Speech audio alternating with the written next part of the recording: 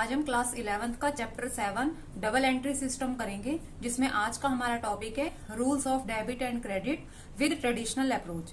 ये बहुत ही important topic है। इसी के बेसिस पर हम चैप्टर 9 में जर्नल एंट्रीज बनाना सीखेंगे। तो ट्रेडिशनल अप्रोच को समझने के लिए वीडियो को एंड तक देखें। तो स्टार्ट करते हैं हमारा आज का video. Rules of debit and credit with traditional approach. Traditional approach को इंग्लिश अप्रोच भी कहते हैं और ट्रेडिशनल अप्रोच से डेबिट और क्रेडिट के रूल्स को गोल्डन रूल्स बोला जाता है। ट्रेडिशनल अप्रोच के अकॉर्डिंग अकाउंट दो पार्ट्स में डिवाइड किए गए हैं। Number 1 personal account, number 2 impersonal account. Impersonal account आगे फर्दर डिवाइड होता है real account and nominal account. अब देखते हैं ये तीनों अकाउंट क्या होते हैं। नंबर 1 देखिए personal account. The account which relate to an individual, firm, company और an institution are called personal account.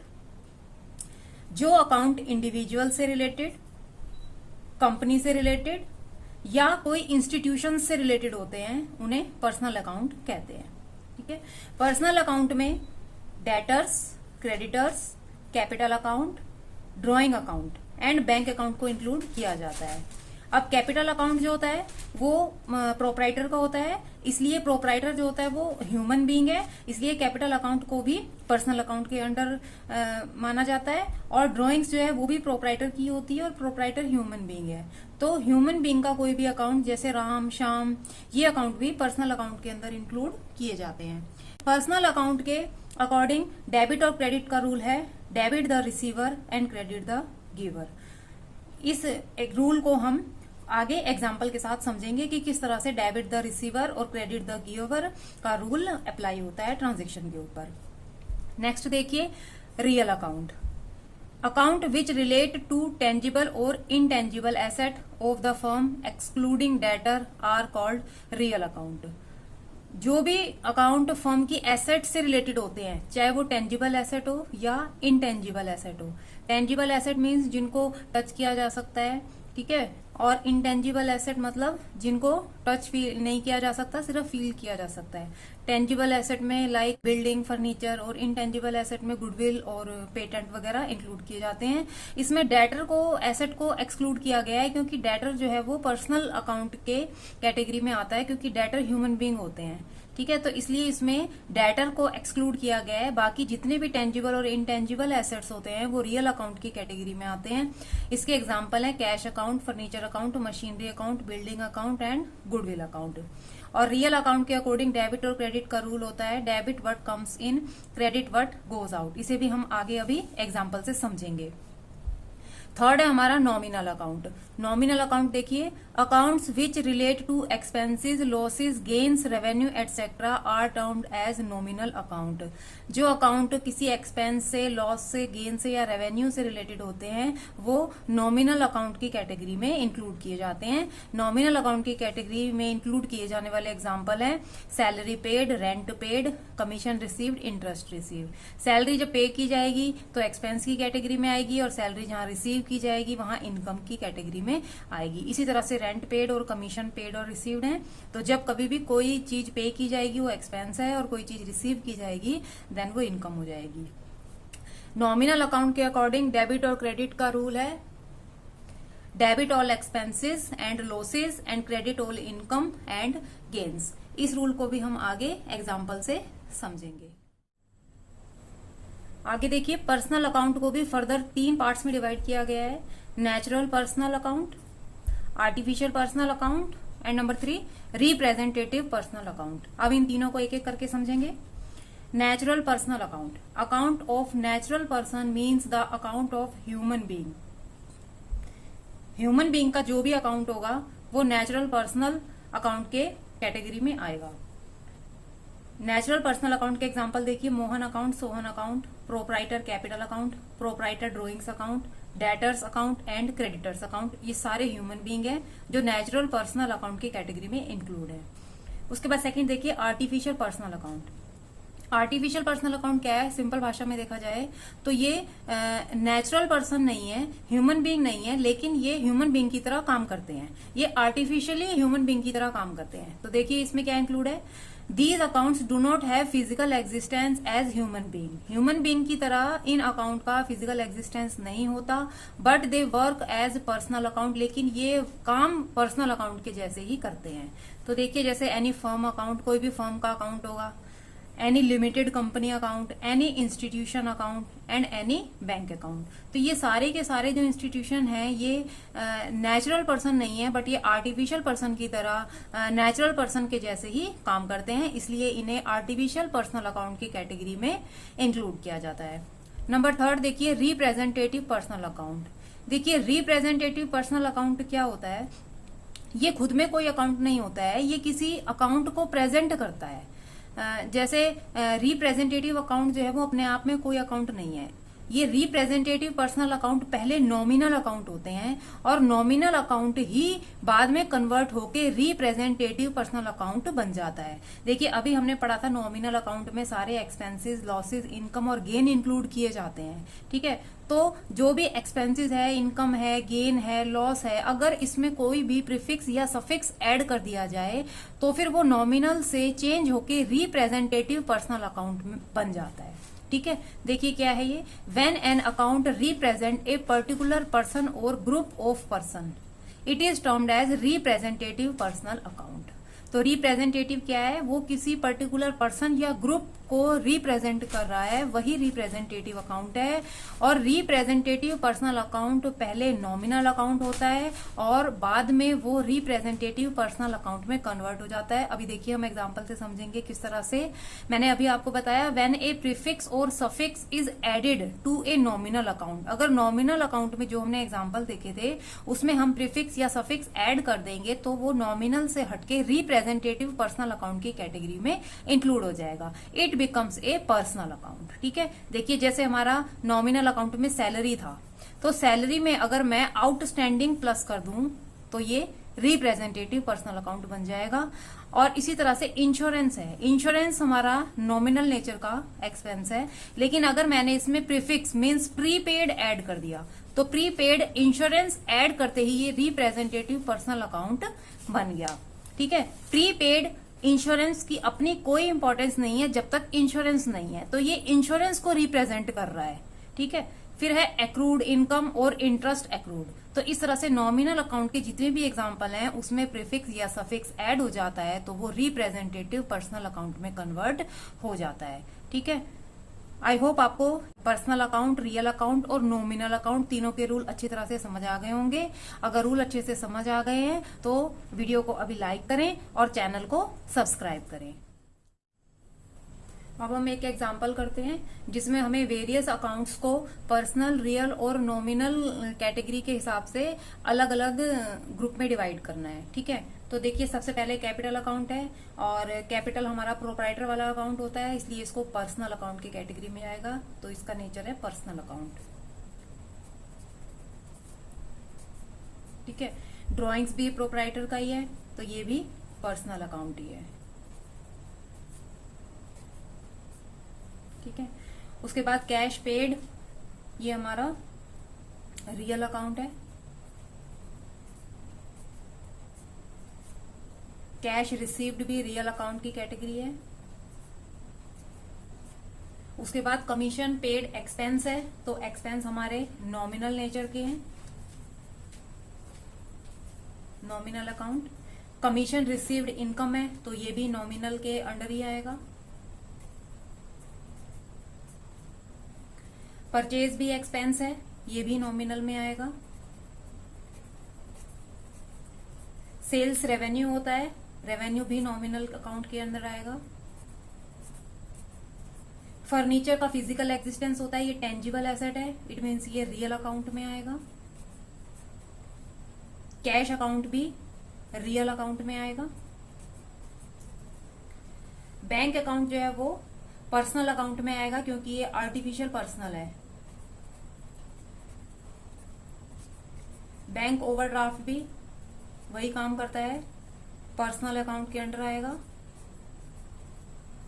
और डेटर जो है, डेटर भी ह्यूमन बीइंग है, जिनको हमने क्रेडिट सेल की होती है वो लोग हमारे डेटर होते हैं, तो इसमें भी पर्सनल अकाउंट आएगा।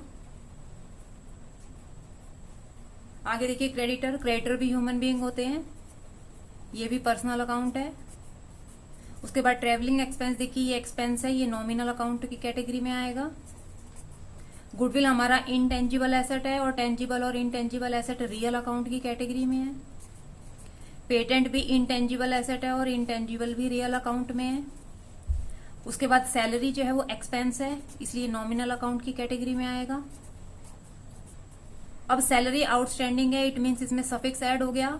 सैलरी था वो तो नॉमिनल था, लेकिन अगर उसके साथ सफिक्स ऐड हो गया आउटस्टैंडिंग, तो फिर ये हमारा रिप्रेजेंटेटिव पर्सनल अकाउंट हो गया। तो हम इसमें लिखेंगे पर्सनल अकाउंट।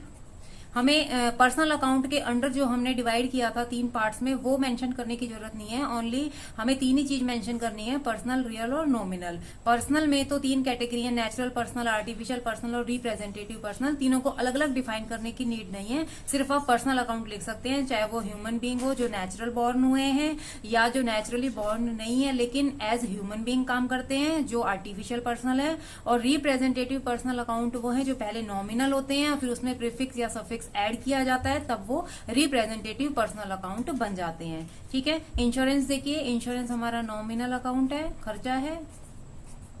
अब इंश्योरेंस प्रीपेड है, इसमें भी आपका सफिक्स ऐड हो गया है, तो इट मीन्स ये आपका पर्सनल अकाउंट बन जाएगा। उसके बाद बैड डेट रिटर्न ऑफ, ये नॉमिनल नेचर का है, और बैड डेट रिकवर्ड भी नॉमिनल नेचर का है। तो आई होप आपको ये सारे अकाउंट किस तरह से पर्सनल, नॉमिनल और रियल अकाउंट में डिवाइड करने हैं आपको अच्छी तरह समझ आ गया होगा।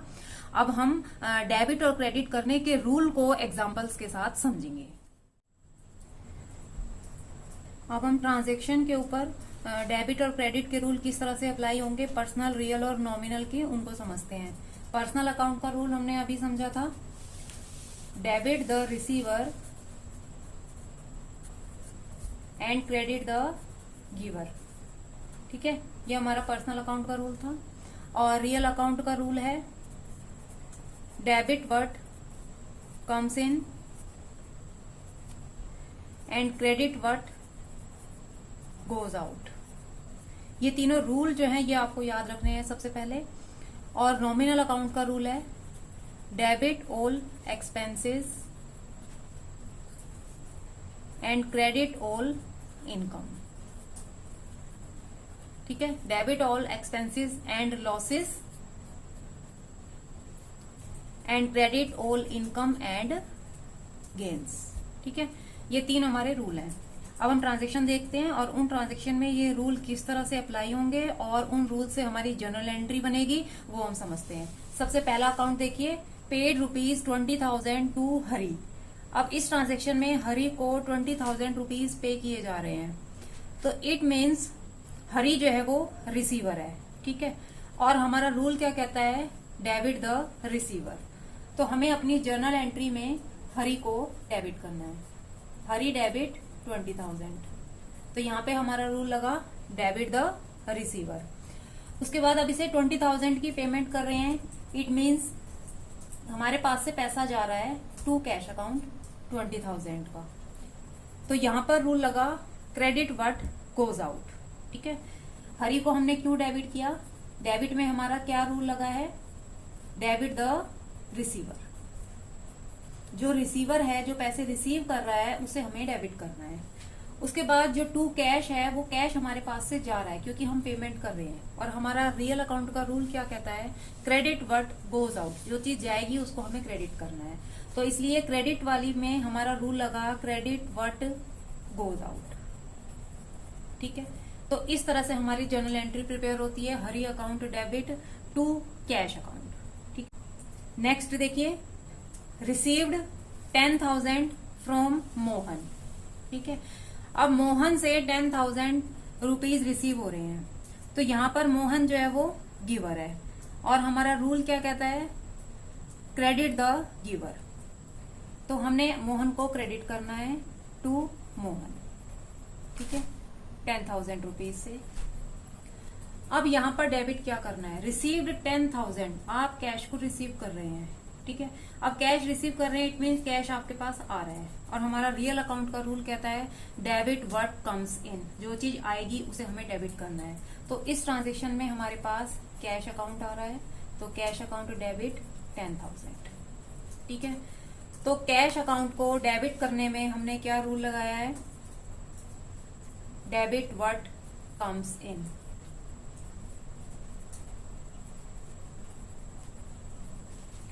और क्रेडिट करने के लिए हमने रूल लगाया है क्रेडिट द गिवर। यहाँ पे मोहन पैसे दे रहा है तो इट मीन्स मोहन गिवर हुआ, तो हमने मोहन को क्रेडिट कर दिया। तो इस तरह से पर्सनल अकाउंट के मोर एग्जांपल्स आप चैप्टर 9 में करेंगे। ठीक है, अब हम रियल अकाउंट के कुछ एग्जांपल्स देख लेते हैं। रियल अकाउंट में देखिए, परचेज फर्नीचर फॉर ₹10,000। अब आपने यहाँ पर फर्नीचर परचेज किया है तो इट मीन्स इस ट्रांजेक्शन के दो इफेक्ट होंगे, फर्नीचर आ जाएगा और पैसे चले जाएंगे। तो फर्नीचर आया, it means debit what comes in, furniture account debit. ठीक है, और आपने फर्नीचर खरीदा और बदले में पैसे दिए, it means credit what goes out. तो कैश आपके पास से जा रहा है तो हम कैश को क्रेडिट कर देंगे। तो 10,000 से डेबिट और क्रेडिट में ये एंट्री हो जाएगी। मैं आपको लिख देती हूँ कि डेबिट में कौन सा रूल लगा, डेबिट व्हाट कम्स इन। जो चीज आएगी उसे हमें डेबिट करना है। इस ट्रांजेक्शन में हमारे पास फर्नीचर आ रहा है तो हमने फर्नीचर डेबिट कर दिया। क्रेडिट के लिए देखिए कौन सा रूल लग रहा है, क्रेडिट व्हाट गोज आउट। जो चीज जाएगी उसे हमें क्रेडिट करना है, तो यहाँ पे हमारे पास से पैसा जा रहा है, इट मीन्स कैश को हम क्रेडिट करेंगे। ठीक है, इसी तरह से सेकेंड एग्जाम्पल देखिए रियल अकाउंट का, परचेज गुड्स फॉर कैश ₹15,000। ठीक है, हमने 15,000 के गुड्स परचेज किए हैं, और जब भी गुड्स परचेज किए जाते हैं वो रीसेल के लिए परचेज किए जाते हैं, और गुड्स परचेज की कंडीशन में हम परचेज अकाउंट ही डेबिट करते हैं कि गुड्स हमारे पास आ गए। तो परचेज अकाउंट डेबिट हो जाएगा डेबिट व्हाट कम्स इन के रूल से, कि हमारे पास सामान आ गया। ठीक है, परचेज अकाउंट डेबिट हो गया 15,000 से। अब आपने सामान खरीद लिया, गुड्स परचेज कर लिए, अब इसके बदले में आपके पास से कैश जा रहा है 15,000 का, तो means credit what goes out. तो यहाँ पे क्रेडिट व्हाट गोज आउट में क्या है, कैश है, तो आप टू कैश को क्रेडिट कर देंगे। ठीक है, ये 15,000 का अमाउंट क्रेडिट हो गया। मैं रूल लिख देती हूँ, डेबिट में आपका रूल लगा है डेबिट व्हाट कम्स इन, और इसमें एक और रूल भी आपका लग सकता है, परचेज अकाउंट जो होता है वो एक्सपेंस की कैटेगरी में आता है। ठीक है, तो डेबिट ऑल एक्सपेंसेस। तो इस रूल से भी हमारा परचेज अकाउंट डेबिट होगा। ठीक है, आगे देखिए क्रेडिट के लिए, क्रेडिट में सामान आपने खरीदा है, गुड्स आपने परचेज किए हैं, तो उसके रिवर्स में आपने पैसे दिए हैं, पेमेंट की है, तो आपके पास से कैश जा रहा है, it means credit what goes out. जो चीज जा रही है उसको हमें क्रेडिट करना है। ठीक है, आगे देखिए नॉमिनल अकाउंट के एग्जांपल्स, पेड ₹20,000 फॉर सैलरी। अब आप सैलरी की पेमेंट कर रहे हैं तो इट मीन्स सैलरी आपके लिए एक्सपेंस है, और हमारा रूल है डेबिट ऑल एक्सपेंसेस। तो आपने यहाँ पर सैलरी अकाउंट को डेबिट करना है 20,000 रुपीज से। ठीक है, उसके बाद आप सैलरी पे कर रहे हो तो सैलरी में आपके पास से कैश जा रहा है, तो entry to cash account 20,000। Rule आपका डेबिट करने के लिए क्या लगा, debit all expenses and losses. ठीक है, क्रेडिट के लिए रूल लगा क्रेडिट व्हाट गोज आउट। जो चीज जा रही है उसे हमने क्रेडिट करना है। आपको अपने ट्रांजेक्शन में ये डबल एंट्री सिस्टम के बेस पर ट्रांजेक्शन्स हो रही हैं, तो हर ट्रांजेक्शन के दो इफेक्ट होंगे, आपने उन दोनों इफेक्ट को समझना है और अपनी जर्नल एंट्री का अकॉर्डिंग टू पर्सनल, रियल और नॉमिनल अकाउंट के रूल को अप्लाई करना है। ठीक है, नेक्स्ट देखिए रिसीव्ड कमीशन ₹5,000। अब यहाँ कमीशन रिसीव हो रहा है, इट मीन्स ये हमारे लिए इनकम है, तो इनकम के लिए रूल होता है credit all income and gains. तो यहाँ पर हम कमीशन को क्रेडिट कर देंगे एज इनकम मानते हुए, तो टू कमीशन 5,000। अब ये 5,000 का कमीशन हमें कैश में मिल रहा है, इट मीन्स कैश हमारे पास आ रहा है, तो हमारा रूल हो गया डेबिट व्हाट कम्स इन। तो हम कैश अकाउंट को डेबिट कर देंगे 5,000 रुपीज से। तो इस जर्नल एंट्री के लिए डेबिट के लिए रूल बना डेबिट व्हाट कम्स इन, जो चीज आएगी उसको हमें डेबिट करना है। और क्रेडिट के लिए हमारा रूल लगा कि कमीशन हमारे लिए इनकम था, तो इनकम हमें क्रेडिट करनी होती है। तो credit all income and gains. तो ये हमारे कुछ थोड़े से एग्जाम्पल हैं पर्सनल अकाउंट के, रियल अकाउंट के और नॉमिनल अकाउंट के। अब इनकी आगे प्रैक्टिस हम चैप्टर 9 में करेंगे, जिसमें हम वेरियस ट्रांजैक्शंस की जर्नल एंट्री बनाएंगे। इन्हीं रूल से कुछ पर्सनल अकाउंट से बनेंगे, कुछ रियल अकाउंट से और कुछ नॉमिनल अकाउंट से। और चैप्टर 9 में हम जर्नल एंट्री बनाना सीखेंगे। आई होप आपको ट्रेडिशनल अप्रोच से डेबिट और क्रेडिट करना समझ आ गया होगा। वीडियो पसंद आने पर वीडियो को लाइक करें। मोर वीडियोस के लिए चैनल को सब्सक्राइब करें, साथ ही बेल आइकन भी क्लिक करें ताकि लेटेस्ट वीडियो का अपडेट आपको मिलता रहे। मिलते हैं नेक्स्ट वीडियो में नेक्स्ट टॉपिक के साथ। Thanks for watching.